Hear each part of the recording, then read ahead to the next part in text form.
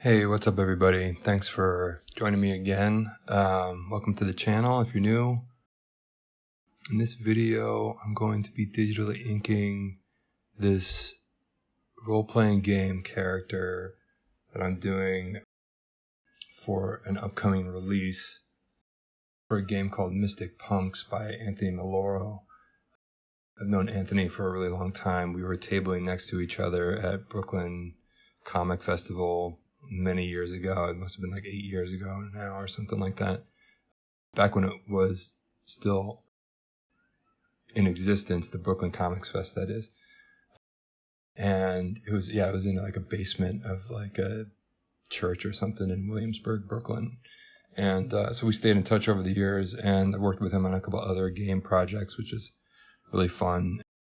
He's got this amazing game, called Mystic Punks, where weed gives you magic powers and stuff. So it's pretty rad. You should check it out. I'll put a link in the description. But this is an interior illustration for a monster character that player characters will inevitably come across, I guess. And it's called the Water Weirdo. And this was the description that I got from Anthony. Here you go. Average in size and encrusted with a barnacled head, the monster wears a crazed expression with an open maw that's missing several teeth. Its body is shrouded in seaweed-covered folds of skin, giving it the appearance of a ragged, dullish blue-green coat. The weirdo attacks with a whip-like tongue that darts out from its gross mouth. The water weirdo's hanging seaweed skin acts as lashes, giving multiple attacks to the party. So the challenge here for me was obviously to, visually realize this description of the monster. And I've been reading like a lot of Power Comics recently. And if you watch the Power Comics YouTube channel, you can see me sort of talking about Power Comics over there. And I wanted to employ some like Power Comics style inking to a lot of my newer projects, or the projects that I'm currently working on. But with this assignment, I'm doing several illustrations for this adventure. I wanted to kind of go back to this kind of classic EC Comics, LB Cole, just like a Wally Wood type classic inking style with nib pen. That's what I'm using mostly. Actually, I think almost exclusively I'm using this like the stiff nib pen from Friendin here. And it just gives me that great kind of Hunt 102 action on the line. And yeah, I'm working on the iPad Pro 12.9 screen as usual. I've got it propped on a Sketchboard Pro, which I really love because it just makes, I don't know, it just gives the drawing experience just a little bit more comfort, I guess.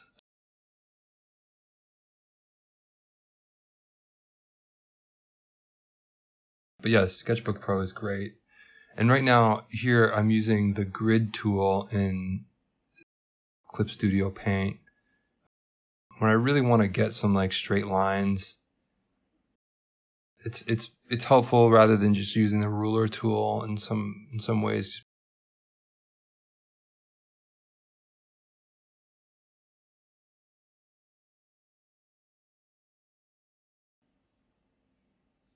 Yeah, I just like the grid tool a lot. It's just like really, really helpful in instances like this. I knew I wanted to put in this tile in the pool background because I really love putting patterns behind foreground figures. It really separates them from the background.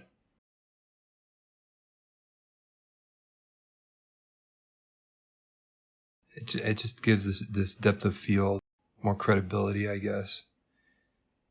But then you're going to see I completely obliterate these tiles later. But anyway, I really like, yeah, this nib tool is just like perfect. So I'm using it even for these straight lines, whereas most people I think would use a technical pen or something like that. But a lot of people would use the technical pen to get some straight lines, especially for something like a pool or something that's like manufactured. You kind of want to use a technical pen for that. They say you should use a technical pen whenever you're drawing something that was, made by machines, because like the technical pen is sort of like a machined pen. It's like precise. It's like precise like a machine. Whereas you can use a nib pen or brush for organic shapes, because a brush or a nib has more of an organic kind of feeling. A brush, obviously, unless it's a synthetic brush, is made from organic material.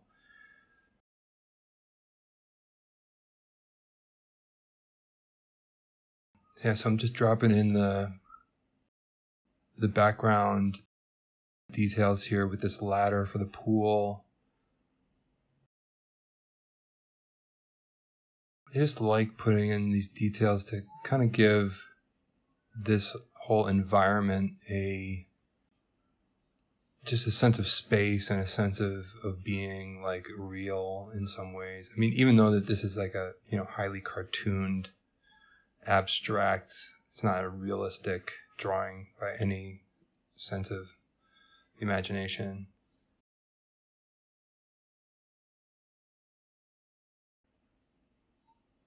I still like to kind of put in some recognizable details here so that, even at a glance, you still realize that this figure, this creature is existing in this type of world, and you can identify where you might find something like this. So I'm just dropping in the lifeguard chair here. I'm just making up the perspective here as I go. And my pencils weren't, real precise or anything like that. I'm very precise with penciling. I should do a penciling video in the future, just to kind of show you guys how loose I get.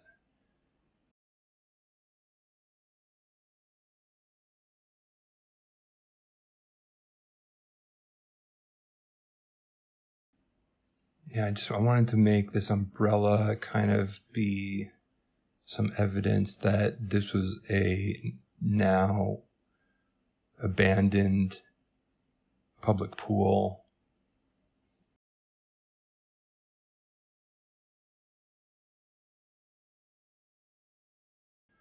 I'm just putting in those background ladder spokes. I think that those kind of give a bit of depth to the lifeguard chair a bit.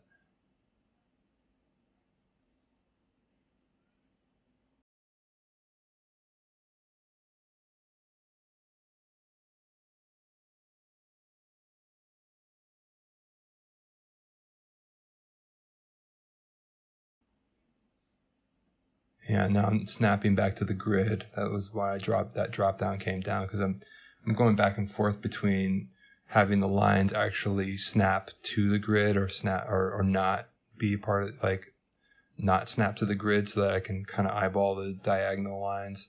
And obviously I didn't put anything in perspective here, like real perspective, because I hate doing perspective, and I feel like I can eyeball it enough to kind of give the sense of perspective occurring. But in here I'm realizing that the lifeguard chair is just way too big in comparison to that building I put to the left, so I just shrunk it down a little bit. That's one of the best things about working digitally, is you can make these kind of adjustments on the fly, and you don't really have to redraw anything. Obviously the line weight on the lifeguard chair is going to not be as thick as the stuff in the foreground or some other stuff in the drawing, but that's okay with me, because the thick lines for the foreground figure are really all that matter. Everything in the background is really just accenting, the main feature of the image, where most people are going to like have their attention focused. The background scene is really just to sort of buttress that figure. Yeah, and I just eliminated all those nice ladder spokes that I did that I thought put the lifeguard chair in a little bit of perspective. Yeah, and I'm just eliminating all the tile work here in the pool. I figure I can go back in here and pull out the tiles if I need to, give them a little bit of like reflective light from off the water or something. One of the cool things about the Clip Studio Paint fill tool is it leaves a little bit of a halo that's not discernible when the image is printed because of some of the dot gain, but in the digital space, if you zoom in, you can still see where the fill is meeting the line, so you can pull out detail of that line if you want to later, which I use that technique a lot. My inking really becomes like a back and forth between shadow and light. So I'll go back into shadows and pull things out with highlights and things like that. I'm just adding, I really want this creature to look like it's wet or it's dripping water because it's just emerged from this pool. And now what I'm doing is here I'm going to put in just a totally white layer to eliminate the penciling, so I can just look at the inks and see how they're shaping up without any of the noise of the pencils happening in the background. I really want to have like this severe Wally Wood shadow happening with reflected light. So I'm trying to simulate a double light source on the figure. One light source is coming in to our right, but to the creature's left, kind of a 3/4 light. So it's hitting its left shoulder and the left side of its body. And so the right side of its body is going to be in shadow, but I want to put a spotlight or some kind of like street lamp in the background, in the sky, that sky area. And that's where you're going to get this like harsh reflective light, describing the shadowy area of the creature, just pulling out like some really harsh highlights on the creature's right side, on the image's left sort of side. So now I'm going in and just filling in with the barnacles, just where all those shadows are forming, and kind of sculpting and figuring out, how these things are going to kind of like play off of each other, how the shadows are going to play off of each other. I'm still kind of like figuring out where the light source is hitting, what is going to be in shadow, what is going to be in highlight. And the great thing about digital inking is you can really play with that. When you're inking traditionally, you're laying down these swaths of ink and you can come back with white paint or just white out and pull things out, but you really can't do it on the fly too much. So it's kind of tricky. Yeah, so I'm just scribbling in some texture on the seaweed, but it's funny, at this point, I know what's going to happen. I'm going to redo all this seaweed because it doesn't actually look like seaweed. My wife came over and was like, I like his feathered coat. So he's not necessarily, it's not reading as he's covered in seaweed that much, that easily.